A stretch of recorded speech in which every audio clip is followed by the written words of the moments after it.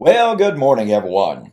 Happy Tuesday morning to you, and welcome back to Morning Musings. My name is Don K. Preston. I'm the president of Preterist Research Institute of Ardmore, Oklahoma, and I really appreciate you being with me. Hey, listen, do not forget, for the month of August 2023, U.S. orders only, I'm making a really super good deal. My two books, The Resurrection of Daniel chapter 12, verse 2, Fulfilled or Future. Now, look, we've been talking about the resurrection a good little bit. And then my book, We Shall Meet Him in the Air, the Wedding of the King of Kings. Now, everyone agrees these are both about resurrection. As you can see, they are pretty thick books, okay? And if you purchase these books separately and paid shipping, okay, you would pay approximately $57. But for the month of August 2023, U.S. orders only, your total delivered price is $45. Go to my website, donkpreston.com, bibleprophecy.com. Beautiful banner right up at the very top. Just click it, march right through, get these books. You will be absolutely thrilled with what you find. The evidence, look, folks, the evidence really is quite overwhelming. If it were not for the fact that we have 2,000 years of church history that has been blinded by Grecian worldviews, it would be easy for us to see that the Bible's not talking about the raising of dead bodies out of the ground. Yeah, I know the Bible talks about dust. I know the Bible talks about body. I know the Bible talks about graves. But you see, you and I have such a literalistic view of things normally, unless we study ourselves out of that, that we cannot see beyond the literal to see how the Hebraic thought was metaphoric, poetic, figurative. Okay? So these books do a great job of establishing that, showing you what the ancient, biblical, true, and correct view truly was. Okay, so yesterday, as we're continuing and as we're coming down to a close of our study of the Olivet Discourse, like I said, I have been sharing with you a series of connecting the dots between critical, foundational, eschatological texts, demonstrating that many of them have definitive, powerful, and irrefutable time statements about when the end of the age, the judgment, the resurrection were to occur. And yet, strangely enough, biblical commentators who are bound up by tradition, bound up by the creeds, what have you, whatever their reasoning is, they very often gloss completely over these time statements. Let me give you a prime example. N.T. Wright, in his massive tome, The Resurrection of the Son of Man, goes to Daniel chapter 12, topic of one of my books here. And he says, this is talking about the time of the vindication of the martyrs. This is the resurrection. And he points out that the New Testament writers draw on Daniel chapter 12, verse 2, repeatedly. Well, you see, I agree with all that. But you see, Daniel chapter 12, verse 7 tells us when this resurrection was to be. And it would be when the power of the holy people is completely shattered. What does N.T. Wright say about Daniel chapter 12, verse 7? Not one word. Not a keystroke. So here is this fantastic scholar, a man for whom I have the utmost respect and appreciation. Don't always agree with it, but nonetheless, okay? I can respect a lot of people for a lot of things. I don't have to agree with every word they say, just like people don't have to agree with every word I say. But here is a respected scholar, world-class scholar, who completely ignores, completely glosses over what Daniel was told emphatically and specifically and explicitly about the time for the resurrection of Daniel chapter 12, verse 2. So, folks, how do we do this? Okay. Now, yesterday I shared with you how attempts are made to disconnect, to divorce Matthew chapter 25, 31 and following from Revelation chapter 21 or 20, verses 10 and following.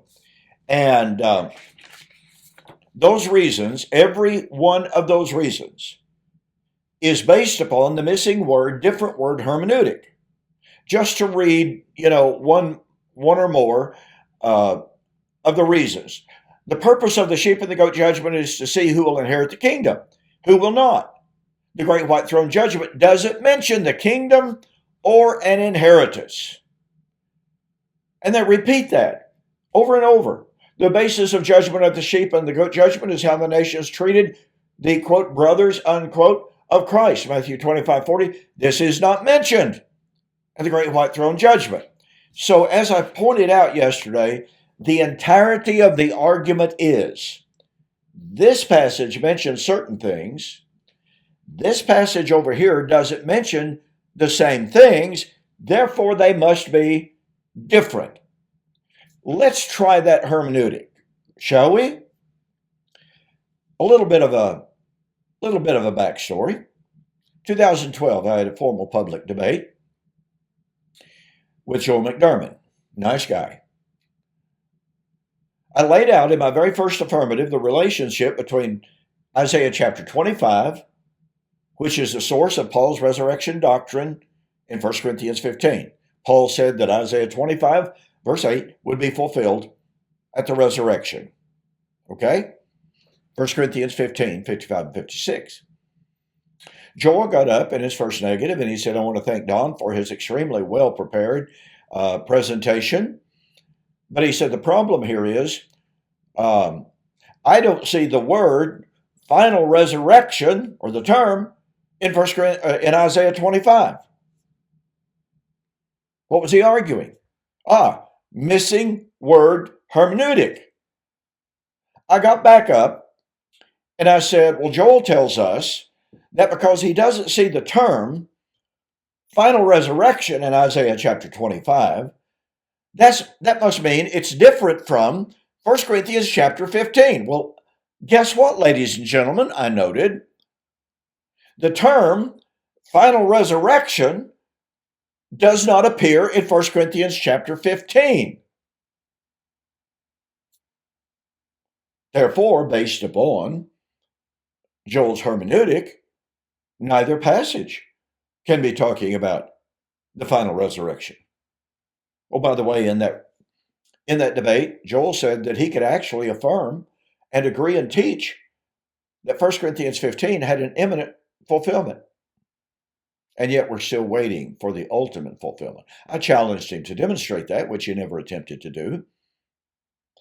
But let's use this hermeneutic. Let's look at some of the critical, foundational New Testament passages that people appeal to predict the same identical coming of the Lord, judgment, resurrection, etc., etc. Now, dispensationalists very often delineate between these. I'll point out how they do that and why as we proceed. But let's begin with Acts chapter 1. In Acts chapter 1, Jesus ascended on the clouds and was taken out of sight. The apostles were standing there watching him ascend. An angel said, you men of Galilee, why do you stand gazing into the heavens? This same Jesus who is taken from you shall come in like manner as you have seen him go. You see, this is the end of the world. This is the end of time. This is the end of the Christian age, we are told. This is the coming of the Lord. 1 Corinthians 15. This is the coming of the Lord. 1 Thessalonians chapter 4. Now that's the view of the amillennialists and the postmillennialists. Dispensationalists disagree. But let's try that out. Let's use this missing word hermeneutic. I put up a chart at my debate with Joel McDermott with many of these same points. I've expanded it since then, okay? But for time, I didn't include all of these things at that time. Number one, Acts 1 does not mention the time of the end. No word, no mention of it. It doesn't mention the term end of the age. There's no reference, no mention of the trumpet, the shout, the archangel, the resurrection, and the word parousia is not found there. Acts 1 does not mention the coming of the Lord in flaming fire of 2 Thessalonians chapter 1. There's no mention whatsoever of the new creation or the destruction of heaven and earth. Oh, no mention of the nations being gathered for judgment. In fact, there's no mention of the judgment at all in Acts chapter 1. And yet, the vast majority of commentators believe that Acts chapter 1 is the time of each and every single one of these constituent elements that are found in different passages. So even though there's, quote, no mention, unquote, of each of these constituent elements, commentators say, oh yeah, all of those things are included in Acts 1, even though they're not mentioned specifically. Okay, let's move on. 1 Corinthians chapter 15 does not mention the millennium. No, absolutely no mention of it. Does not mention the coming with the angels, the sound of the great trumpet. Now, it mentions the last trumpet, but you see, the great trumpet, hey, that may be different. There's no shout of the archangel. There's no gathering of the nations. There's no opening of the books. There's no book of life, as in Revelation chapter 20. You get the idea. Okay, next. 1 Thessalonians chapter 4. Not one single word about the passing of heaven and earth of Revelation chapter 20, or not a word about the new creation. Now, our dispensational friends say, well, the reason for that is because 1 Thessalonians chapter 4 takes place at the rapture, and heaven and earth doesn't take place until the second coming. So you see, they create two comings of the Lord. There are not two comings of the Lord. But 1 Thessalonians chapter 4 does not mention the resurrection of the just. At the end of the law, that was the strength of sin of 1 Corinthians chapter 15. Now, again, dispensationalists would say, well, that's because they are at different times. And how would we know that? Well, because 1 Thessalonians mentions things that 1 Corinthians 15 doesn't. Missing word, hermeneutic. But 1 Thessalonians chapter 4 does not mention the end of the age or even the time of the end. It now watch this. It does not mention the harvest or the gathering of the nations. But wait a minute. Even the dispensationalists agree that 1 Thessalonians chapter 4 is the gathering of the saints. Well, guess what? The gathering of the saints is Matthew 13, which is at the end of the age.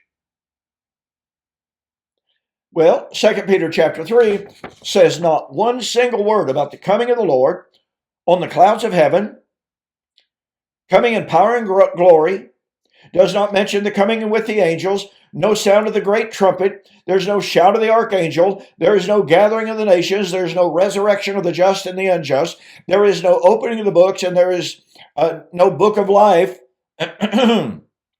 There is no...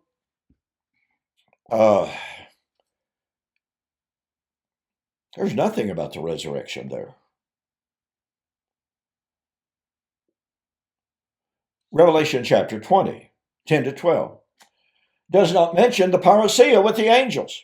You see, what I read to you yesterday makes that very point and says that's the reason that it's not the same as Matthew chapter 25. Well, Revelation 20 does not mention the parousia with the angels, the trumpet, the shout, the end of time, the kingdom, the new heaven and new earth, nor even the time of the end. And yet, once again, the huge majority of scholars, commentators, see Revelation chapter 20 is in fact the resurrection of 1 Corinthians chapter 15. 1 Corinthians 15 comes at the time of the end. Revelation 20 is the time of the end. And by the way, not one of these texts mention the destruction of the man of sin at the parousia. Yet, 2 Thessalonians chapter 2 is very emphatic. The destruction of the man of sin takes place at the parousia. Well, 1 Thessalonians chapter 4 is the parousia. Yet, guess what? Dispensationalists don't believe the man of sin is destroyed at the parousia of 1 Thessalonians chapter 4 because they believe that's the rapture, and the destruction of the man of sin, it takes place 7 years later.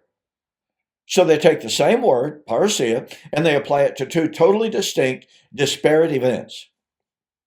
And then they argue, oh, well, this verse is different from this because of the use of different words or because of missing words. Ladies and gentlemen, this is a horrible hermeneutic. It is not proper exegesis. What would happen if we took each one of these elements, okay, or each one of these passages and said, well, obviously, Acts 1 is different from 1 Corinthians 15 and Thessalonians and 2 Peter and Revelation and 2 Thessalonians. It's obviously different because it doesn't mention any of the things that those other verses mentioned. That means we'd have to have a different coming of the Lord in Acts 1, 1 Corinthians 15, 1 Thessalonians 4, 2 Peter, Revelation, and 2 Thessalonians. A different parousia, a different coming of the Lord. I don't think we want to go there, do we? That would make the Bible literally nonsensical. We have to have a holistic view of Scripture and allow the Scriptures, instead of imposing an unrealistic journalistic rule on the biblical writers, we must allow them. We must allow this writer to use this terminology, this writer to use different terminology. Now, look, if they tell us that these two events are at different times, okay, then they're at different times and they're different events. But none of these passages do that. So again, we must have a holistic view of Scripture. We must conflate passages that are all speaking of the same thing. Look, every single one of these elements indicates an imminent fulfillment. There is no, well, this is near and this is not near. Okay? If we're told, and if the indications are, that all these events were near at hand, coming quickly, shortly, and soon, then where do we get the idea that missing words here or different words here means different events? Doesn't work. Out of time. Hey, I'll see you on the flip side.